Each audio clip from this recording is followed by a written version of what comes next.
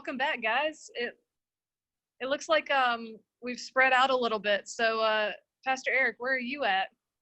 So I'm wearing a mask because I'm on the campus of Lenoir-Rhyne University, and the students are back. So I've got to wear the mask.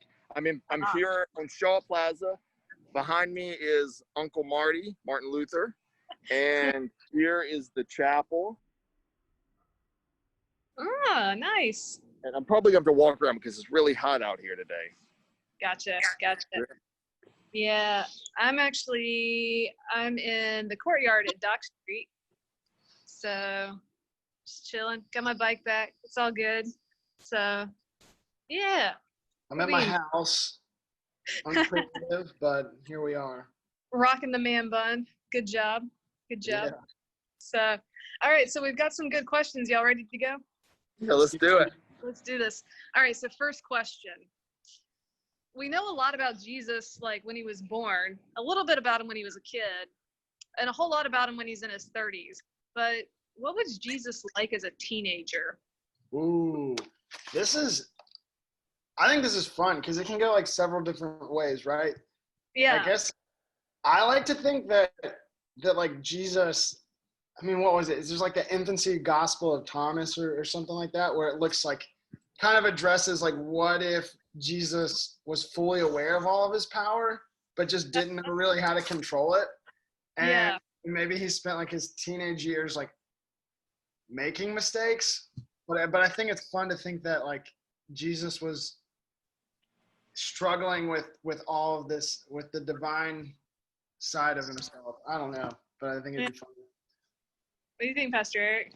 We don't know much about Jesus's life. We know the infant narratives, the nativities, we know the nativity, and we know the episode when he was around 12 in the temple.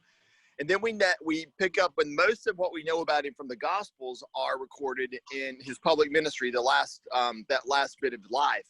So like Daniel said, we have some things written that just are non-canonical, meaning they didn't make it into the official Bible, but we do know some things about Jesus. But we don't know much. And wow, wouldn't it be interesting to know what he was like as a 20-something, but as a teenager, and even as an elementary school student, and what was that like? That really would be helpful to know, I think. I mean, I feel like being like Jesus's teacher at Jewish school. I mean, really, that could have been tough. Yeah. Or bro, Jesus in college would have been the life of the party. I think too, like if you want to, I mean, Jesus came to join in with us, and so it's not just adults who can relate to Jesus, but like look at our yams. I mean, Jesus was a teenager too. So there you go. So question 2. We had a great Wham worship out on the golf cart. We didn't lose anybody. That was good. But why did we do Wham on the golf cart? 2 words: outreach, evangelism. Hey. That's one way to do it. The church is beyond walls. We really are out in the world. Yeah.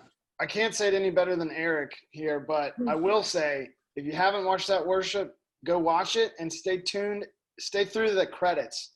There's a fun little soundbite there that I think everyone can enjoy. You got that, didn't you? We watched it last night, and it was good. Yeah. No musicians were harmed in the filming of this Wham worship. Yeah, I mean, I think it was just fun to show that worship can happen anywhere. We do get some weird looks, but it's a lot of fun. Yeah, and I think it's also important to note, going back to what Eric said, that the church and worship is beyond the building, right? Like I think, unfortunately, given our time, we've seen people reach out and say, we need to be at church. We need to be at church. The building's important. That's when we worship. And I think doing it on the golf cart and even taking the whole series on the road shows that our worship isn't so much confined to a building, but it's really wherever we come together to celebrate and share the good news of Christ. Okay, so question 3. Do you think God has a sense of humor? If so, what do you think God's favorite jokes are? Yes, Oh, God man, has a sense of humor. absolutely. I'm your pastor. Exactly. God called me to be a pastor. That's hilarious. Look at who your That's very staff funny. Of is. course, God has. I'm in parish ministry. If I you know, right? college, the last thing you would have ever, I mean, I railed against parish ministry. I was like, nope. I don't want to deal with it. It's not worth it. I just want to be outside. I want to do outdoor ministry. I will never be in a parish. And then I even said, I'll never go to seminary. I don't want to be a pastor. I don't want to do this. And now look at me. Parish ministry going on in 3 years and in seminary? Yeah, I mean, like, my holdback from going into ministry is I had a massive fear of public speaking. I still don't entirely like it. And yet I get up on Sunday mornings and preach. So I don't know. I think God's just fluent in sarcasm, irony. What else? What do you think God's favorite form of humor is? Making me read the lessons every Sunday. It's not as easy as it looks, is it? I think one of the pieces of evidence that God has a sense of humor is you take people like us, that you just said, imperfect people, and then even this guy right here. Look at this right here. I mean, he's an imperfect guy here, Martin Luther, and Is he wearing a mask? he is wearing a mask. Yes, absolutely. It's pretty amazing what God can do with people who seem the least likely to be called for important work. Right. Yeah. It's the cliche line, God doesn't call the equipped, he equips the called. That's right. Yeah. What do you think, All Charles? right. What do you think? Oh, Yeah. He's with get him me. out for a walk.